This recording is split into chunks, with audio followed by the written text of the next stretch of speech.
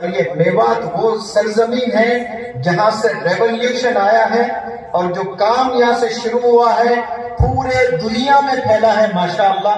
और इतना जबरदस्त काम मैंने उलमा से सुना कि सहाबा के बाद फिर इतनी बड़ी जमात इस दुनिया में नहीं बनी अब तक।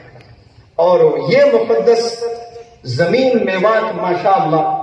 और आप तमाम मेवातियों से मैं अपील करता हूं कि जमाना बदला है, नए चैलेंजेस आए हैं।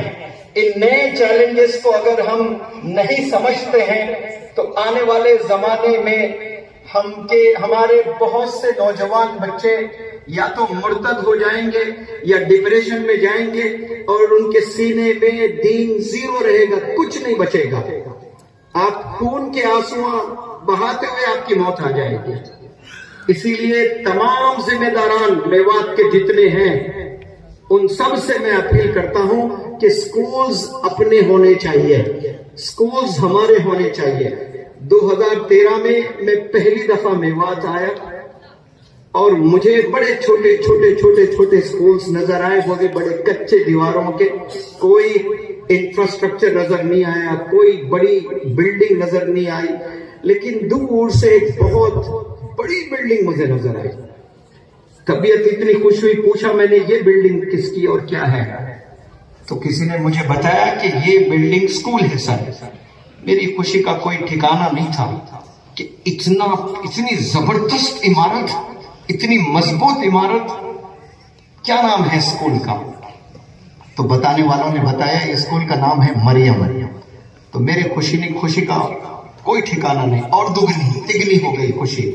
फिर बाद में पता चला कि वो यहूदी चलाते हैं स्कूल, ताकि वो स्कर्ट्स वगैरह पहनाए बच्चियों को, वो स्लो पॉइजन देते हैं, ऐसी चीजें करवाते हैं जो पता ही नहीं चलता। मिशनरी स्कूल्स में करोड़ों मुसलमान पढ़ते हैं तो कोई 5% बच्चे ऐसे होते हैं जो पूरे 12 साल पढ़ने के बाद भी वो उनके पास में दीन बचा हुआ होता है, क्योंकि उनके वालिदैन की तरबियत ऐसी होती है।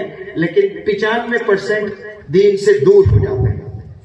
ऐसे स्लो पॉइजन जो आपको गिनाया भी नहीं जा सकता, बताया भी नहीं जा सकता। अगर मैं बताऊं तो आप सब लोग कहेंगे ये तो कोई बड़ी बात नहीं है, ये तो कॉमन है, ऐसा होता ही रहता है। लेकिन वही चीजें एक नहीं, ऐसे 1000 चीजें आपको करवा कर आपको धीरे आपके दीन से दूर कर देते हैं। ये वक्त आ चुका है, अब हमने फैसला लेना है। यहाँ 10 लाख से ज्यादा मुसलमान रहते हैं, तो इमेजिन करें कि कितने आप लोग के स्कूल्स होने चाहिए, और वो भी स्टैंडर्ड स्कूल्स होने चाहिए। कल हम लोग का लेक्चर झारखंड में था, बिहार से शायद अलग हुआ झारखंड, और उसका कैपिटल रांची, उससे बमुश्किल 30 किलोमीटर दूर हम लोग का यही प्रोग्राम जो पुराने कंपटीशन का था। और रात में हमारे पास वक्त था, तो हजरत मौलाना हुज़ैफा साहब बस्तानवी खामोश बैठने वाले इंसानों में से नहीं है।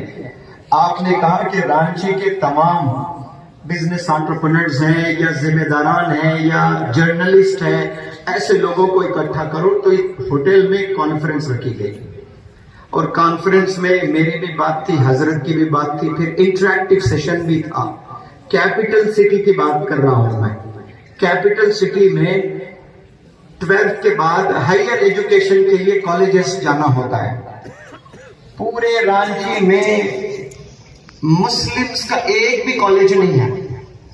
अब 12th तक भी तरबियत करें, 12th के बाद उस बच्चे को ऐसे मिशनरी कॉलेज में भेज दें, बिगड़ने के लिए एक दिन काफी है, एक ही दिन काफी है बिगड़ने के लिए। मुकम्मल तालीम होने तक, ग्रेजुएशन पोस्ट ग्रेजुएशन तक के इंस्टीट्यूट्स हम मुसलमानों को मेवात में नहीं पूरे दुनिया में कायम करना चाहिए। और ये बहुत जरूरी, आज के अगर टू डू लिस्ट में हमने कुछ लिखने हैं ना, तो नंबर 1 पर यही लिखना चाहिए कि हमारे इदारे होने चाहिए। मैं वर्कशॉप्स कंडक्ट करता हूं, कम से कम 20 स्टेट से नौजवान लड़के लड़कियां मेरे इदारे में यानी होटल में होता है। उस होटल में 1 महीना रहकर अब तो एक साल से अमेरिका से, यूनाइटेड किंगडम से, अफ्रीका से, इटली से और बहुत मजीद गल्फ कंट्रीज से स्टूडेंट्स तलबा ट्रेनिंग लेने आ रहे हैं माशाअल्लाह।